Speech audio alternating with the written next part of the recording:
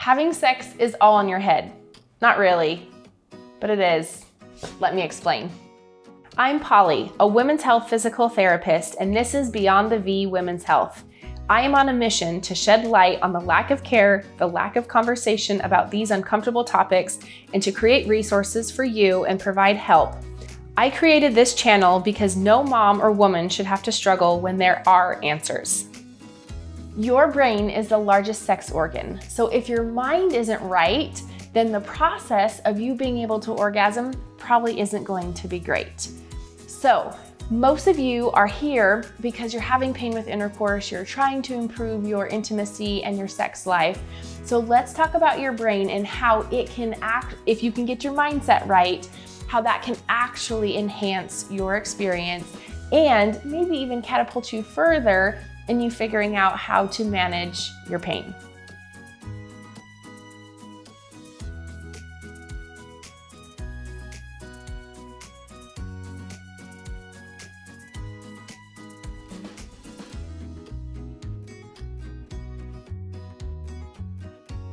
The first thing I want to say is I am by no means trying to take the place of a sex therapist, but because of the nature of my job, I've spoken with a lot of them, and let me tell you what some of them have shared with me. If your brain is experiencing negative emotions around intimacy, around sex, it's going to impact your muscles. So if we can change the way your brain functions, we can change how your pelvic floor functions. If you're experiencing negative emotions, your pelvic floor muscles are going to tighten up. And when they tighten up, they're not going to be able to go through that full range of motion and experience all the parts of the sex process to allow you to have a pleasurable result. So what we need to do is we need to change how your brain thinks about intimacy and sex.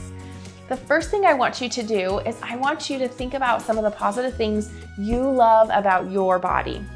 Then I want you to think about all the positive things that you love about your husband's body. Then I want you to think about some of the things or even past experiences that you've had with your husband or your partner that have been enjoyable, that you both have maybe laughed about.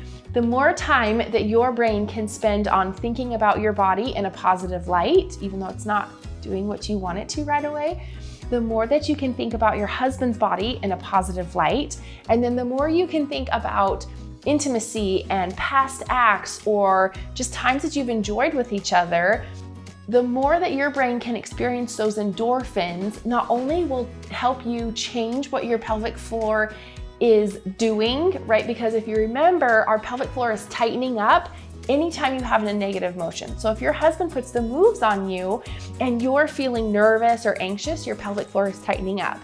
But if you can change the way that your brain is viewing this, right? Because now maybe he walks by and he slaps your bum and you think, that's right, I have a great bum.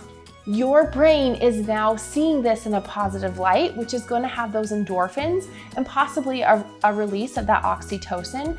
So really, we're rewiring your brain to view intimacy as something different.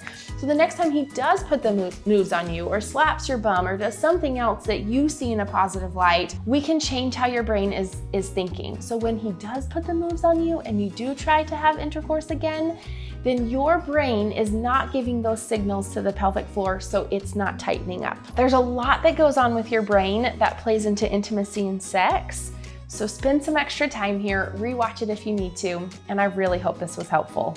I am changing the conversation on women's health, and I need your help. Like, subscribe, and hit the notification bell below so you know when there's new videos. And share these videos with friends or other women that you know will benefit from this information. And for more resources, check the description box below.